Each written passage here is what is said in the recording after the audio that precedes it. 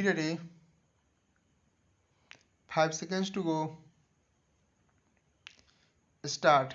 Sir, when I take part in the discussion, first of all, I wish to point out that the Sarkaria Commission was not given a free hand to examine the developments which had taken place in the last 40 years in India.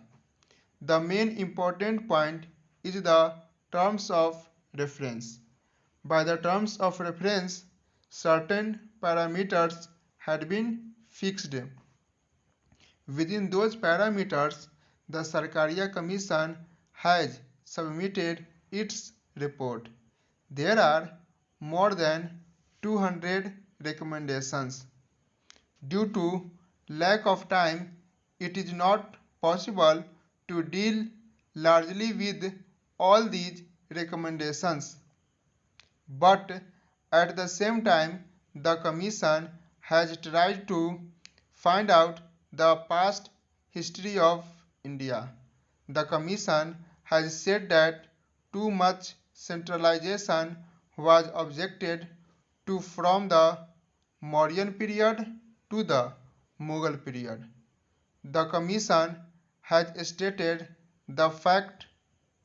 Similarly, under the British rule, also centralization was actually objected to by the people, by the states.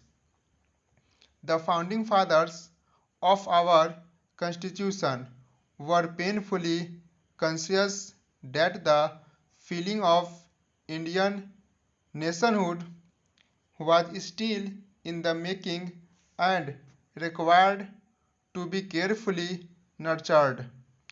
They therefore built a constitutional structure with a powerful centralization government, envisaging the emergence of an individual and integrated India. The concept of a strong center which is necessary to meet India's immediate needs was virtually, in the latter period, converted into the concept of a unitary state with priority for the center in all cases. This was the basis of the process of excessive centralism, with all powers in the hands of the center. India is developing on the path of capitalism, especially monopoly capitalism.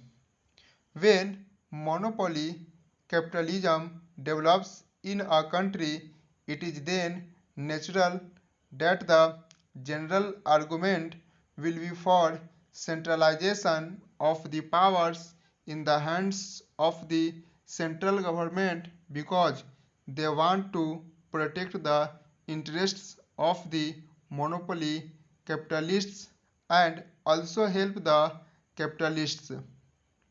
So that is the natural argument. The argument has been there for the last so many years, but over centralization has taken place and we know that it has taken place. What is the result now? Many are talking about the unity of the country, about the integrity of the country. But what has happened in the states? Communal forces have grown, divisive forces have grown, and the integrity of the country has been jeopardized. When the powers were vested in the hands of the center, why has the center failed? The Khalistan movement is there and there are other movements also, secessionist movements. Now some people are demanding a Jharkhand state and then there is a demand for an Uttarakhand state. These are all developing. There was a similar demand in Darjeeling, but fortunately that has been solved now. But other vociferous tendencies are growing and the center has not been able to control them. The center has not been able to prevent them, but they think that only for the center and not for the states that the unity of the people has to be maintained. The question of center-state relations in India is not a question concerned only with the implementation of federal principles or with preventing the violation of those principles or suggesting a new constitutional amendments, but it is concerned with the question of maintaining Indian unity, maintaining and consolidating the sense of Indianness or Indian oneness among all the constituents of the Indian Union, with the center as the expression of that unity, but for maintaining that unity which has enabled us to compel the British to quit the constituent units have not received any reward in the integration of the units because the constituent units consisted of big terrorists, each with its own language and heritage, and in these huge linguistic national units, their linguistic identity and sense of unity grew side by side with the identity of the Union. So, a deep thought has to be bestowed on how to maintain the unity with the support of the people, with the support of the states. But that is not the concern of the central government. The Sarkaria Commission has been able to make certain recommendations within certain parameters. Even within those parameters, two recommendations are there. One is that it is neither advisable nor necessary to make any drastic change in the basic character of the Constitution. The second is that the electoral system can be continued like this.